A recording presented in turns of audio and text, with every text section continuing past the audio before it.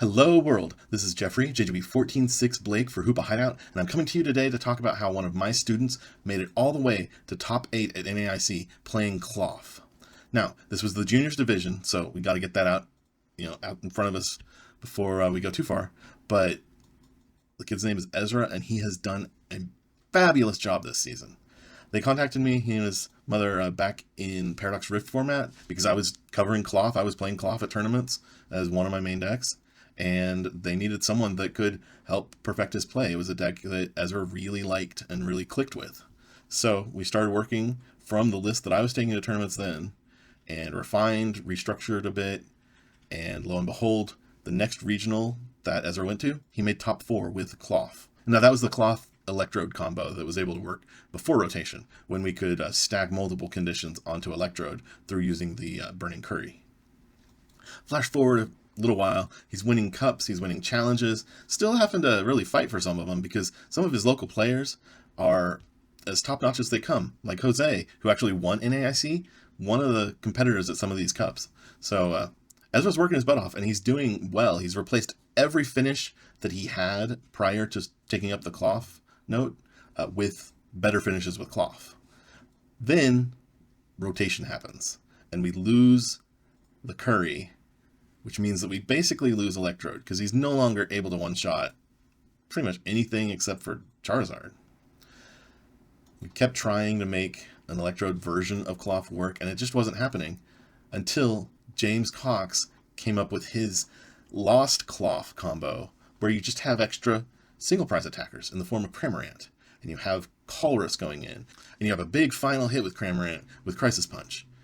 And then various other damage modifiers came in, and suddenly everything was clicking again, and you were a fully single prize deck.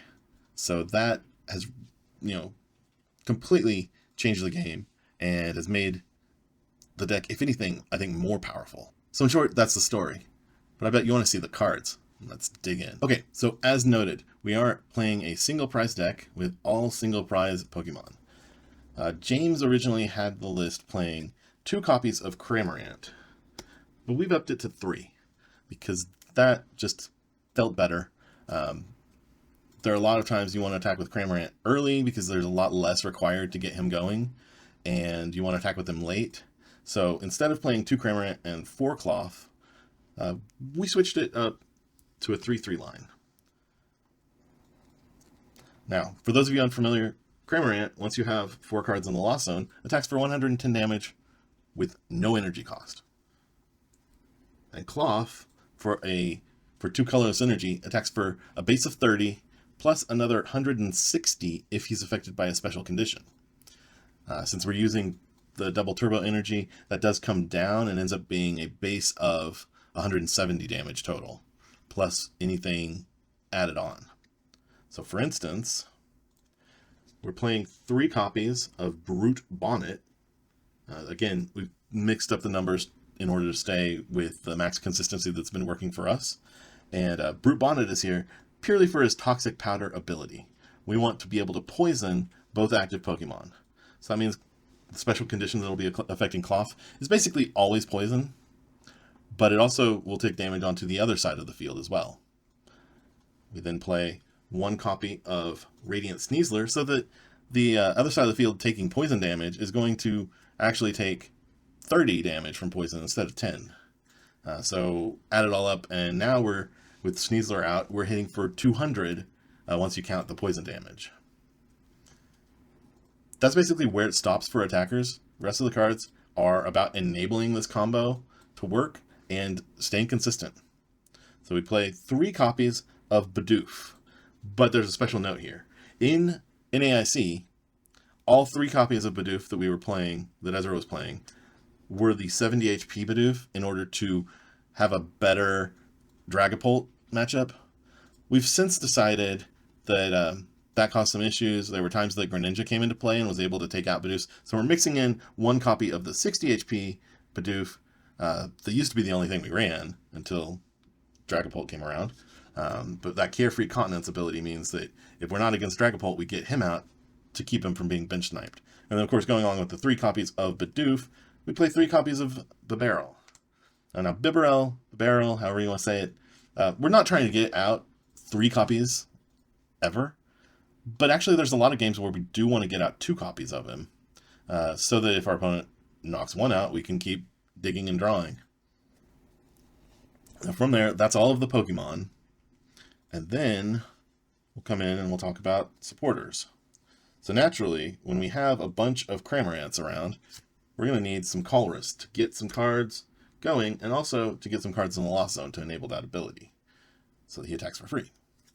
We also play copies of Iono, 3 copies, in order to keep digging through the deck. Times that we can't hit a Colress, hopefully we can at least hit an Iono to keep going. And we have other ways to get cards into the Lost Zone, so it's not that big a deal if we can't consistently play Colress. We also don't play Comfy, but that's okay. In addition to Iono, I have here 2 copies of Boss's Orders. Now, this is a change that I'm talking to Ezra about. We haven't decided firmly if we're sticking with this or not, because one of these copies of Boss's Orders actually used to be a Pokemon named Cobalion. There was the Cobalion that had the ability to increase your damage against dark Pokemon by 30, and that gave us the consistent one-shot on Charizard. It ends up the numbers, the way they all work out, with Crisis Punch and Poison and everything, you could get to 310, but you needed an extra modifier to get all the way up to past 330. Now we have Kieran that can help with that. So my opinion is that we shift to playing a Boss's Orders away from that Cobalion. And the extra Gust, I think, will help consistency. Then we have 1 copy of Arven.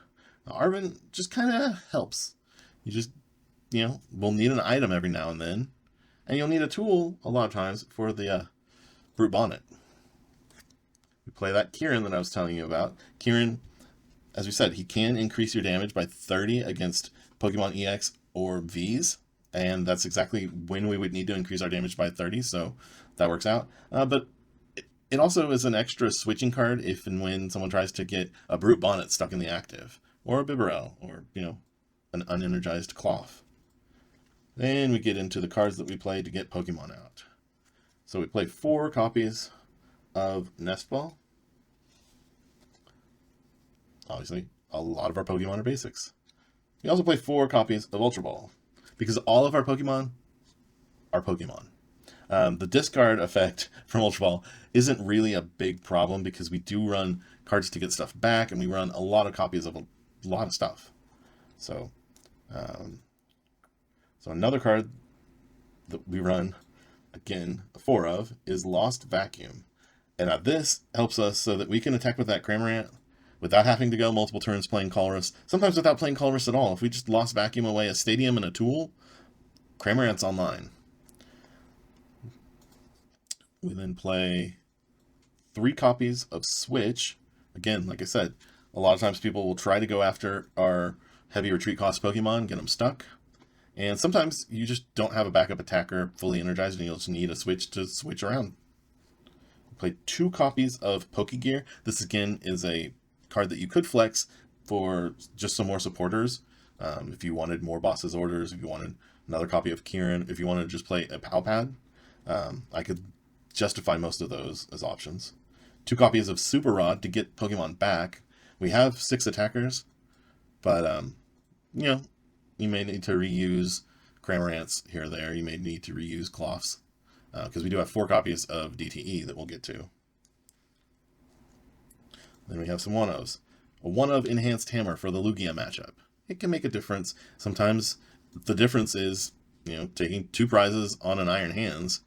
Very easy to do if we can get rid of that Legacy energy. So we want to. But, just other energies that we need to knock off to help us out. Right there. Enhanced is ready to go. We play a Counter Catcher, just 1, because we're not behind as often as, decks like Gardevoir that play lots of Counter Catchers. We play a Prime Catcher, which is our most powerful gusting option, obviously. And I don't think that we'd do any better with a different ace spec currently. But who knows? Maybe down the line we'll change it up. And then we play, here's a big 4-of 4 copies of Ancient Booster Energy Capsule for the Brute Bonnet in order to consistently activate that poison ability. Again, sometimes we'll Lost Vacuum our own Booster Energy Capsule away just to reattach another one and attack with Cramorant. Numbers that are worth talking about, I suppose, are Cram hits normally 110, with Poison and Sneasler out, that's 140, and you're 2-hit KOing, V-Star Pokemon. So that's nice. That combo works out too. Obviously with Klawf, you're hitting harder than that most of the time, but it requires more, and you have to deal with things like resistance from Lugia, which can complicate matters a little bit. So the extra attackers kind of using Cram more works out in your favor. And then I mentioned previously the Technical Machine Crisis Punch, which is only valuable at the end of the game when your opponent only has 1 prize card left, but it's very valuable at the end of the game when your opponent only has 1 prize card left. Because once again, it hits for 280, but we can bump that up with Poison to be 310, with Kieran to be 340, and suddenly we are knocking out anything with Crisis Punch at the end of the game. And it's for no energy cost when it's attached to Cramorant. There have been games where, with the damage combos, I've needed to knock out something that had, like a V-Star or even an EX, like a basic EX. And I've ended up using the Crisis Punch attached to Klawf with 2 copies of DTE. It works in a pinch. Obviously, it's not ideal. We have 2 copies of Artazon as a stadium to help us consistently get out all of our basic Pokemon. Everything but the Bibarels can come from Artazon. Oh, I guess the Bibarels and the Radiant Sneasler. So that's a very helpful stadium for us. And it gives us another target to send to the Lost Zone when the time's right. And then finally is our energy. We're playing 4 copies of Double Turbo Energy so that we can get those Klawfs powered up and attacking as soon as we're able. That's the list. It will probably change some between now and Worlds if Ezra ends up sticking with it to Worlds. But given right now he has earned 850 points in the juniors arena purely with Klawf. He's replaced all other points with bigger finishes with Klawf. So that is where his entire invite and everything has come from. And like I say, I couldn't be prouder of Ezra. I guess I could be prouder if he comes back and wins Worlds, but he's done phenomenal this season, and it's been a pleasure working with him. So hopefully we'll get to keep working together next season and on into the future. But with that, I'm going to go ahead and wrap things up. If you have questions about the deck, please ask in the comments down below. I'll answer as best I can. If you want to hear specifically from Ezra as well, I can throw some of the questions over to him. And other than that, we will have some videos coming up soon of games that Ezra played where I had a few suggestions on maybe how things could have gone a little bit better. So we'll see some of that, some more of the student gameplay reviews. But with all that said, thank you for tuning in and watching this far into the video. If you're still here and you haven't already done so, I'd appreciate a like or a subscribe or both. And with that, I'm out. Thank you for watching. See you next time.